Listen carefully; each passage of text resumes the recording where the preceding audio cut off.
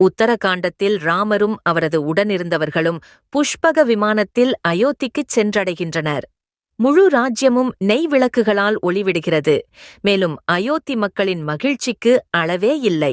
ராமர் அயோத்திக்கு திரும்பியது இந்துக்களில் மிகவும் மரியாதை பெற்ற பண்டிகையாக கொண்டாடப்படுகிறது.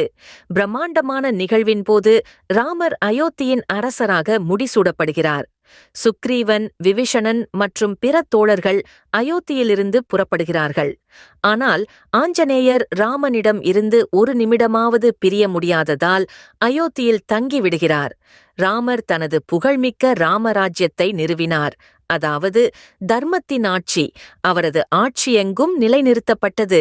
இது நீதிமான தலைமை, நீதி, சமநிலை மற்றும் கருணையால் நிரம்பியதாக இருந்தது. ராஜ்யத்தில் மிகுந்த செழிப்பு மற்றும் அனைவருக்கும் மகிழ்ச்சி நிலவியது. காட்டு மிருகங்களால் எந்த ஆபத்தும் இல்லாது நோய்களின் பயமும் இல்லை. மேலும் திருடர்கள் மற்றும் கொள்ளையர்களால் முழுமையாக பாதுகாக்கப்பட்டிருந்தது.